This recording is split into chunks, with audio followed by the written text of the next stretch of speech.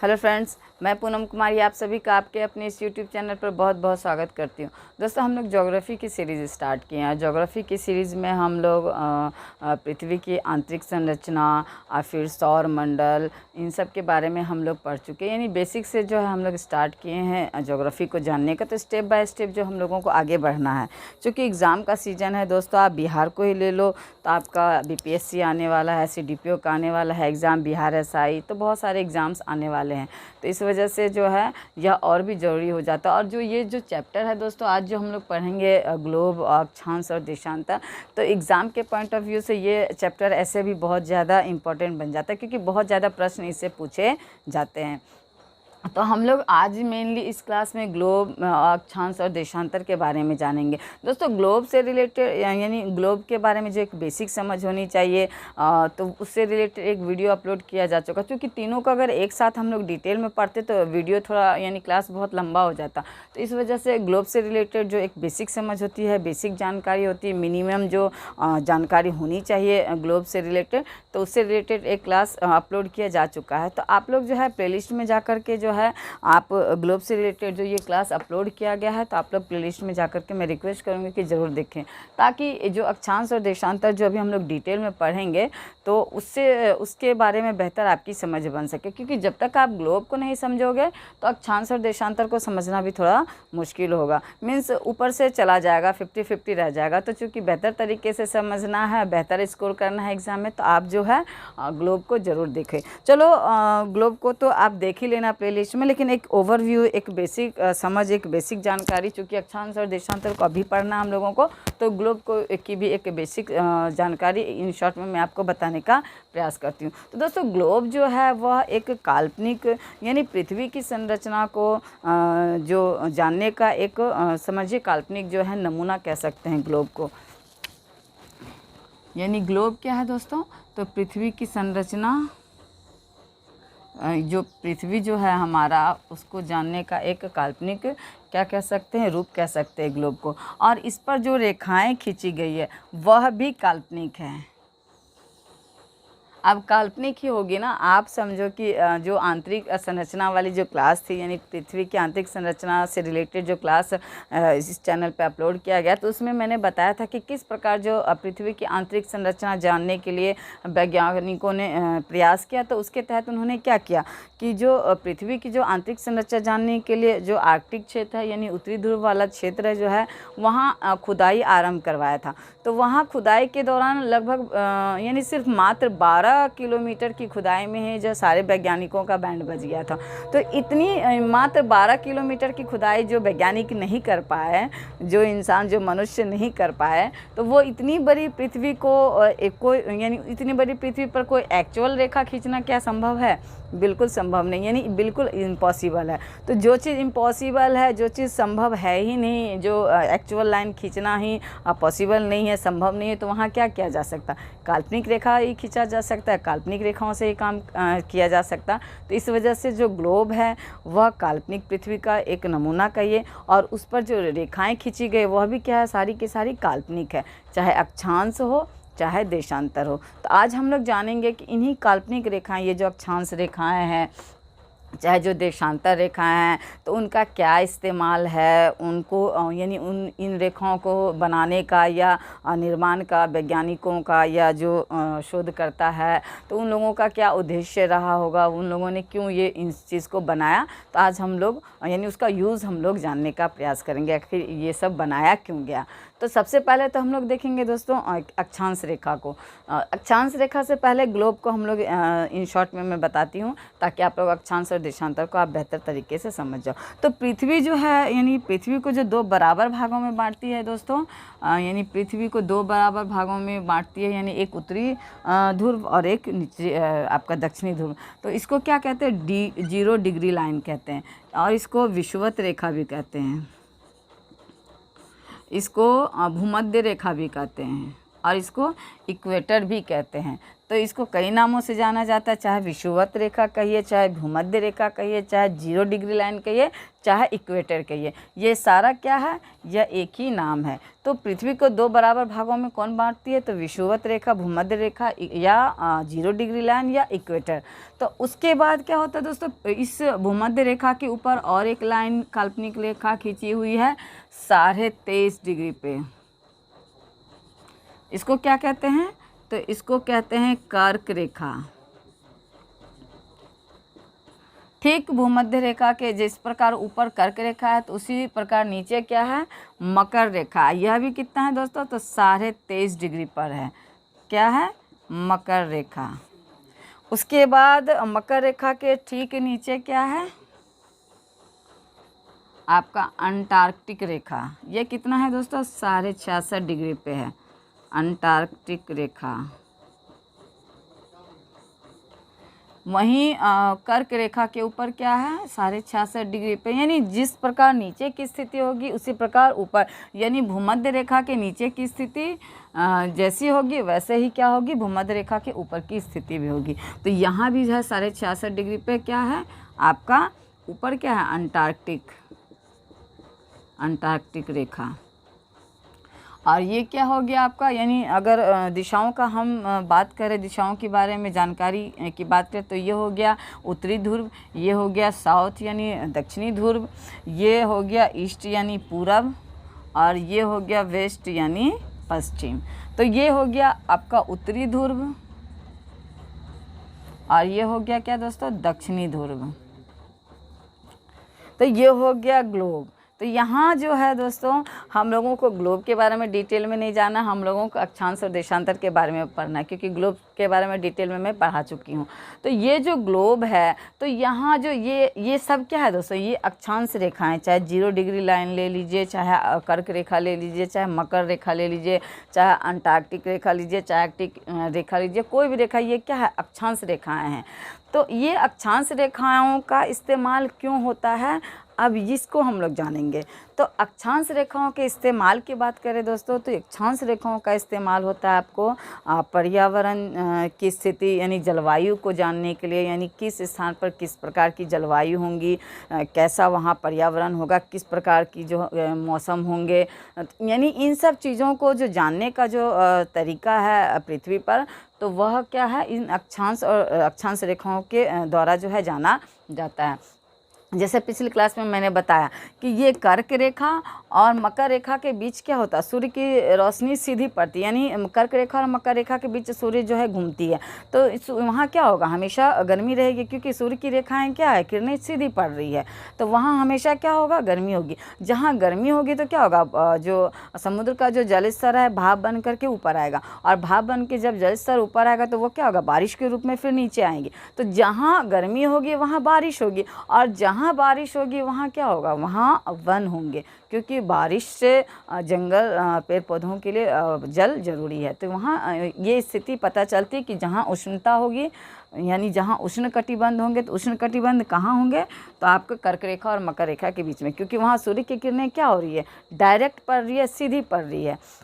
तो वहाँ कैसी स्थिति होगी, गर्मी होगी, क्योंकि सूर्य की रेखा यानी सीधी पड़ रही है, तो वहाँ गर्मी ज़्यादा होगी, गर्मी ज़्यादा होगी तो वर्षा होगी, वर्षा होंगे तो घने वन भी होंगे। उसके बाद मैंने क्या बताया कि मकर रेखा के नीचे और कर्क रेखा के ऊपर, तो यहाँ क्या होता है, धीरे धीरे जो है सूर्य की किरणें जो है तिरछी होनी आरंभ हो जाती है। तो जब सूर्य की किरणें तिरछी होती है तो क्या होता है, सूर्य का जो रोशनी तो पहुँचती है वहाँ, बट वो जो उष्णता होती है, सूर्य की जो गर्मी होती है वो प्रॉपर, यानी जिस तरह मकर रेखा और कर्क रेखा के बीच गर्मी पड़ती है, उस तरह से जो है वहाँ आपका मकर रेखा के नीचे और कर्क रेखा के ऊपर जो नहीं होता है, वहाँ से क्या होता है, गर्मी जो धीरे धीरे घटने लगती। क्यों, क्योंकि वहाँ से सूर्य की किरणें यानी यहाँ जो है इसके बाद से सूर्य की किरणें क्या होती है, तिरछी होनी आरंभ हो जाती है यहाँ के बाद। तो यहाँ क्या होगा, धीरे धीरे सूर्य की किरणें जो कि तिरछी होंगी, तो यहाँ चूँकि थोड़े थोड़े करके, यानी बिल्कुल एक बार में तो आपको सूर्य की गर्मी कम नहीं होगी, थोड़े थोड़े करके, यानी कम धीरे धीरे करके वो घटता है। तो यहाँ क्या होगा, शीतोष्ण, यानी सर्दी भी होगी गर्मी भी होगी। सेम यहाँ जो होगी, यानी आपका कर्क रेखा और अंटार्कटिक रेखा के बीच भी यही स्थिति बनेगी, शीतोष्ण की स्थिति बनेगी, और मकर रेखा और अंटार्कटिक रेखा के बीच भी शीतोष्ण की स्थिति बनेगी, क्योंकि यहाँ गर्मी भी पड़ेगी और सर्दी भी पड़ेगी। उसके बाद अंटार्कटिक रेखा और आर्कटिक रेखा के बाद जो है आपको शीत कटिबंध आएगा। क्यों? क्योंकि उसके बाद जो है आपका सूर्य की किरणें यानी रोशनी तो नाम मात्र की पहुँचती, बट सूर्य की जो गर्मी है, उष्णता है, वह नहीं पहुँचती। तो यहाँ शीत कटिबंध होगा। तो ये हो गया आपका उष्ण कटिबंध, ये शीतोष्ण कटिबंध, और ये हो गया आपका शीत कटिबंध। तो 3 कटिबंध पृथ्वी यानी 3 कटिबंधों में जो पृथ्वी बटी हुई है, तो ये हम लोग लास्ट क्लास में हम लोग देख चुके हैं। तो इससे क्या पता चल रहा है? पृथ्वी की जलवायु, उसकी स्थिति, सर्दी है, गर्मी है, कैसी है, क्या है, तो आपको अक्षांश रेखाएं ये निर्धारित करती है, ये बताती है। अब ये तो हो गई दोस्तों अक्षांश रेखाओं की बात।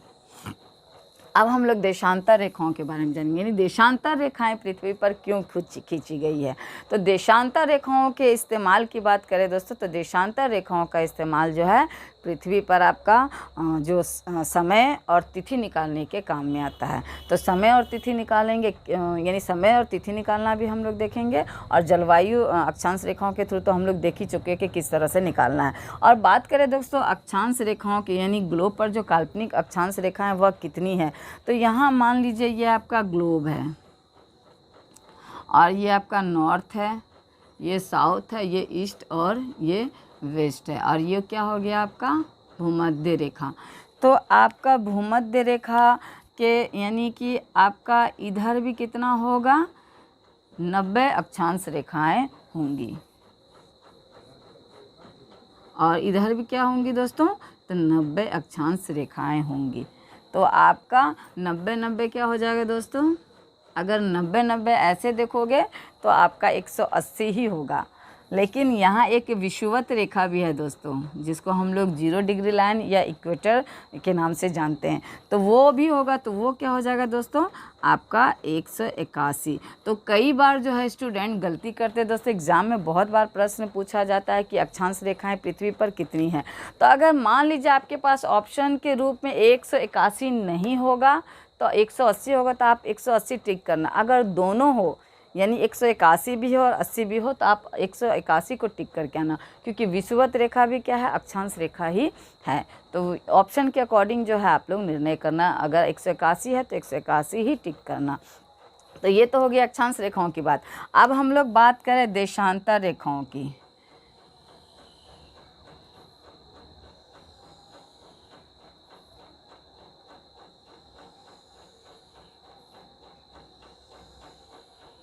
ये हो गई दोस्तों देशांतर रेखाएं, और इसका इस्तेमाल हमने क्या देखा, तो समय और तिथि के निर्धारण में जो है इसका इस्तेमाल किया जाता है। तो अब हम लोग देशांतर रेखाओं के बारे में जानेंगे। तो देशांतर अक्षांश रेखाएं कितनी हैं, 181। बात करें देशांतर रेखाओं की दोस्तों, तो देशांतर रेखाएं भी मान लीजिए ये है आपका। तो देशांतर रेखाएं कितनी होगी दोस्तों, इधर से होगी, यानी कि आपका 180, और इधर से भी कितनी होगी, 180। तो कुल मिलाकर कितनी देशांतर रेखाएं हो जाएगी दोस्तों, 180 + 180, तो 360 देशांतर रेखाएं होंगी। और ये जो है आपका 0 डिग्री हो जाएगा दोस्तों, ऊपर भी और नीचे भी। तो आपका देशांतर रेखाएं कितनी है, 360, और अक्षांश रेखाएं कितनी हैं, तो 181, या 181 ना हो तो 180 अगर ऑप्शन में है तो आप 180 टिक करके आना। तो ये तो हो गई संख्या की बात। अब हम लोग इसके इस्तेमाल के बारे में जानेंगे। मीन्स अक्षांश रेखा का तो इस्तेमाल हम लोग जान चुके हैं क्या होता है, किस प्रकार से इसका इस्तेमाल यानी किस तरह से जलवायु का निर्धारण किया जाता है, तो ये हम लोग देख चुके हैं। अब हम लोग देखेंगे कि ये जो देशांतर रेखाएं हैं जो खींची गई है ग्लोब पर, तो वो उससे हम लोग किस प्रकार से जो है समय और तिथि का निर्धारण करते हैं। तो दोस्तों एक बैठक हुई थी आपका वाशिंगटन में 1884 में। तो पूरे विश्व के सभी देशों की यहाँ बैठक हुई थी वाशिंगटन में। तो यहाँ पर जो है दोस्तों, यहाँ यानी इस 0 डिग्री यानी 0 डिग्री और 180 डिग्री देशांतर रेखाओं के ऊपर जो है जिक्र चला, और इसका निर्धारण के बारे में यानी फैसला लिया गया। तो 0 डिग्री जो लाइन है दोस्तों, उसको क्या रखा गया, आपका प्रधान समय रेखा, इसको यामोत्तर रेखा के नाम से भी जानते हैं दोस्तों, प्रधान यामोत्तर रेखा,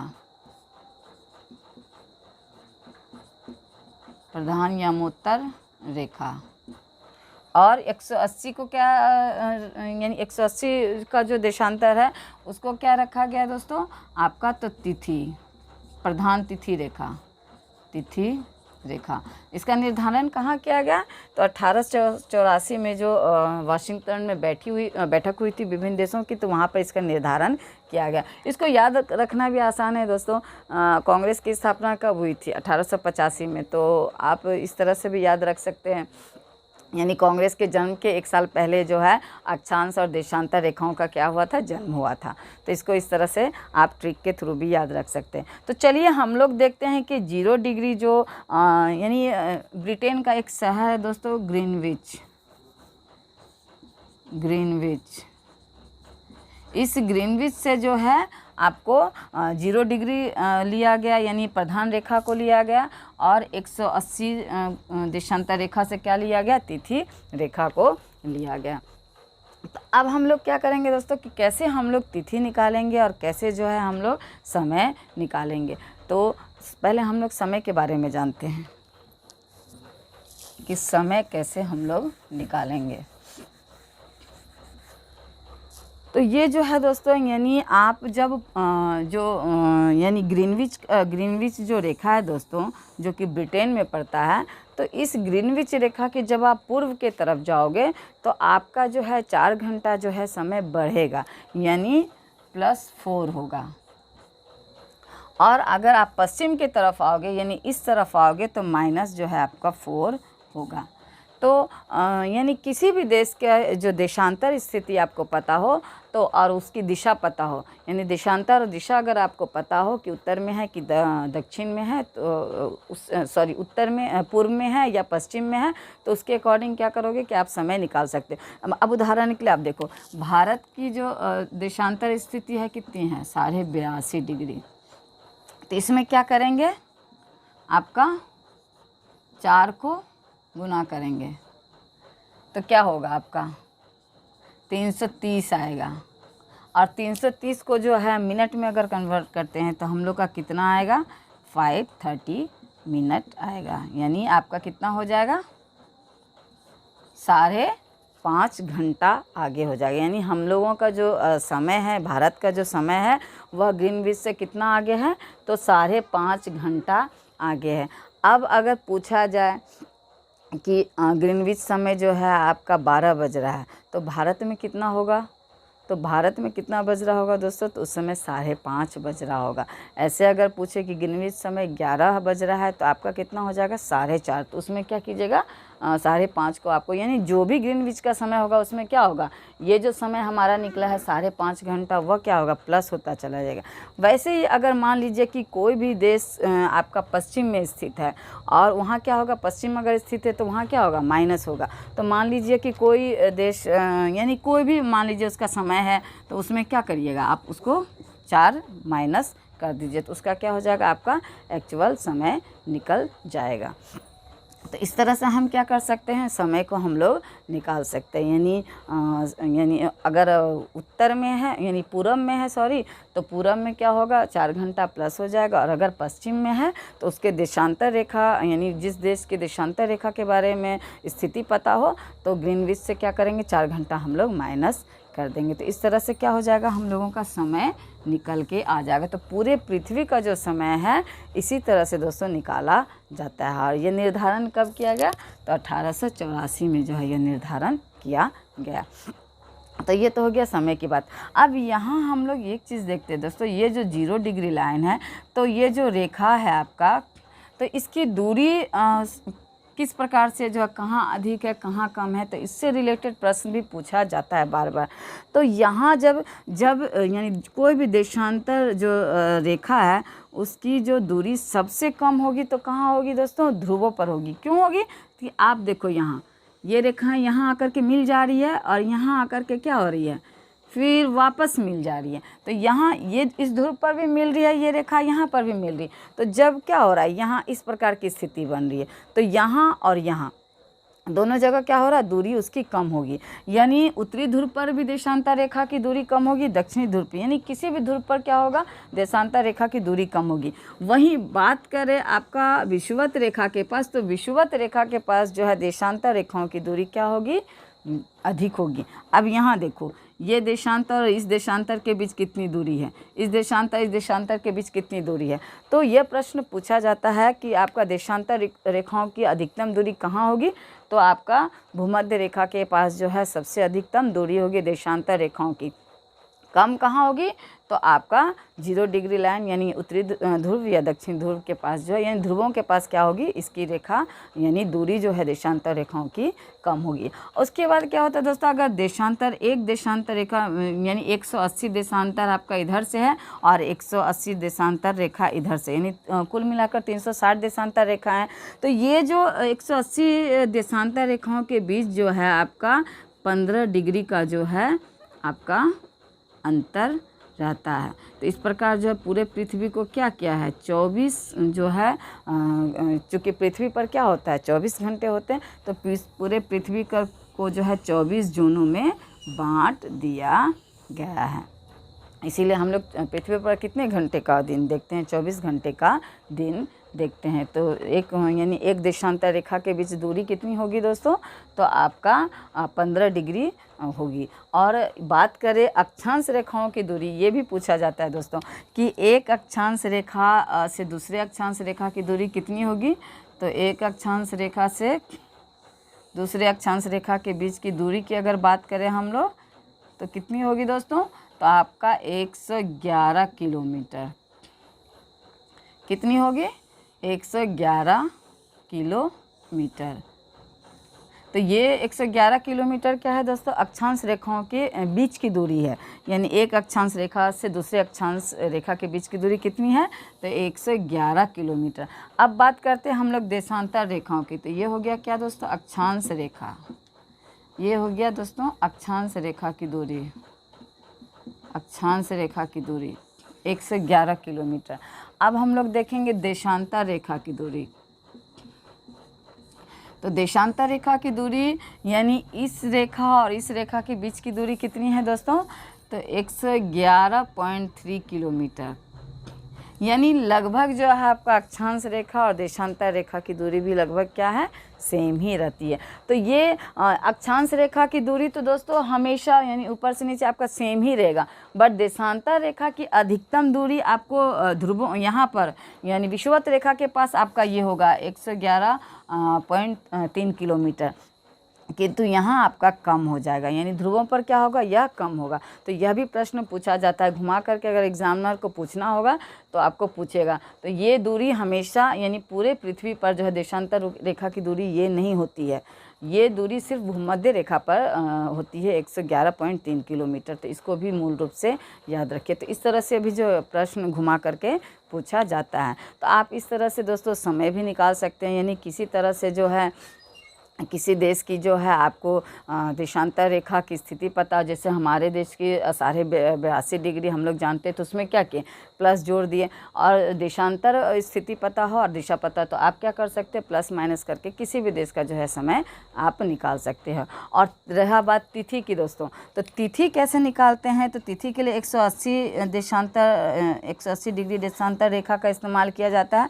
तो तिथि के लिए क्या किया जाता है दोस्तों, जैसे आप पूर्व की तरफ जाओगे, तो पूर्व की तरफ मान लो कि आपका 11 तारीख है, ठीक है, तो आप पश्चिम के तरफ आओगे तो क्या हो जाएगा, आपका हो जाएगा 10 तारीख। और अगर पूर्व की तरफ मान लीजिए आपका 15 तारीख है, तो इस पश्चिम के तरफ आपका क्या हो जाएगा, 14 तारीख हो जाएगा। यानी आप अगर पूर्व की तरफ जाते हो तो आपका एक दिन बढ़ जाएगा, और अगर आप पश्चिम की तरफ आते हैं तो आपका एक दिन घट जाएगा। तो इस प्रकार से क्या होता है, पूरी पृथ्वी का जो है तिथि निकाला जाता है। यानी देशांतर रेखाओं से आप तिथि भी निकाल सकते हो, उसकी स्थिति, यानी उस देश की, किसी भी देश की स्थिति अगर दी हुई हो देशांतर रेखाओं का, जैसे हमारे देश का 82.5 डिग्री है, उस तरह से अगर आप किसी देश के देशांतर स्थिति जानते हो तो आप जो है उस देश का आप समय भी निकाल सकते हो, उस देश की तिथि भी आप निकाल सकते हो। तो आपको स्थिति पता होना चाहिए कि ग्रीनविच से आपका जो देश के बारे में पूछा जा रहा वो किधर है, पूर्व है कि पश्चिम है, और उसकी देशांतर स्थिति क्या है। तो इस तरह से आप समय और तिथि दोनों को आप निकाल सकते। तो दोस्तों जो भी प्रश्न इससे बन सकते थे ग्लोब से, चाहे अक्षांश और देशांतर से रिलेटेड, तो वो सारा कुछ मैंने बताने का प्रयास किया। अब आप लोग कोई बुक लीजिए और उस बुक से जो है ऑब्जेक्टिव बनाने का प्रयास कीजिए। तब तक हम लोग जो है, यानी अगली क्लास में हम लोग ज्योग्राफी के किसी अन्य चैप्टर के साथ फिर हम लोग मिलेंगे। तो आप लोग जो है इस वीडियो को अगर पसंद है तो लाइक भी कीजिए, अपने दोस्तों को शेयर भी कीजिए, और अगर चैनल को सब्सक्राइब नहीं है तो सब्सक्राइब